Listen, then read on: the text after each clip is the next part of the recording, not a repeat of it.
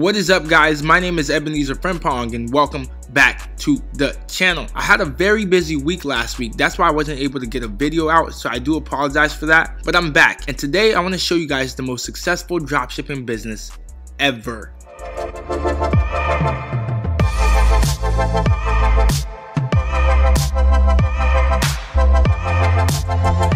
Niraj and Steve met and became best friends at Cornell University, and in 1998 they actually sold their very first business for $10 million, which was an IT consulting business. And like any other entrepreneur, once you sell a business, you don't necessarily take a break. You start to look for your next venture, which in their case was actually a flop. They spent a year working on it and it never really took off, so they had to actually scrap the idea. So a couple months later, while brainstorming for their next project, they bumped into something. They bumped into a website that sells birdhouses. Imagine that being your eureka moment. Their last successful business was an IT consulting business, and now they're looking at birdhouses like, wow, maybe this could work. That just goes to show you, don't underestimate anything. But anyway, they find similar sites like the Birdhouse store that also sells physical products, and they dub these stores as digital mom and pop shops because there's no corporations behind them or anything else like that. And they notice that these sites are growing at a very steady rate. But immediately though, they realize that these sites will have a problem scaling because all of them are ordering small amounts of inventory and keeping it in their garage or apartment and shipping it out once they get orders coming in. That's the one thing they figured out they could do without and just have their suppliers focus on shipping and inventory, which is basically the dropshipping business model. So this officially became their next move. Niche e-commerce stores are going to be the next big thing for them. And their very first niche dropshipping store that they launched sold TV stands and storage furniture and things like that. So in 2002, the duo founded CSN Stores, and they chose a generic name based on their initials because they didn't want to scare off suppliers with any name that alluded to the word internet. Because this was 2002, this was right after the dot-com bubble, right?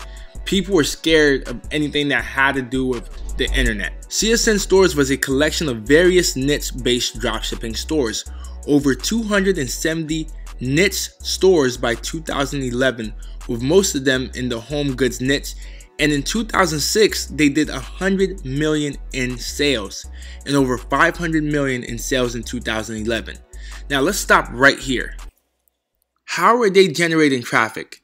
How did they do 100 million in 2006? Facebook didn't launch an advertising platform until late 2007. They did this with Google and SEO traffic.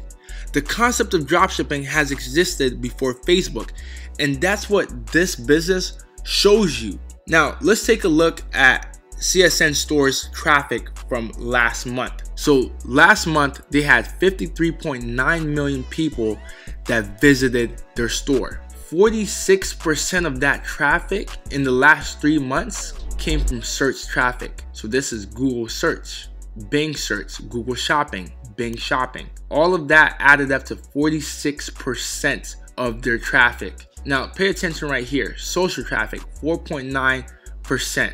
This is most likely retargeting and brand awareness campaigns, mail, email marketing, display retargeting, direct traffic, and links. The majority of their traffic comes from search-based traffic, buyer intent-based traffic. 46%. That's insane. CSN Stores wasn't all peaches and oranges. They had a huge problem.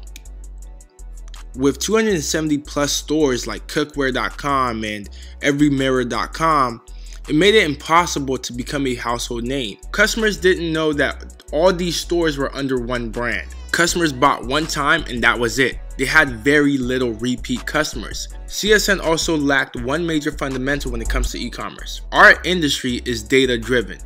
CSN wasn't effectively collecting and using their data.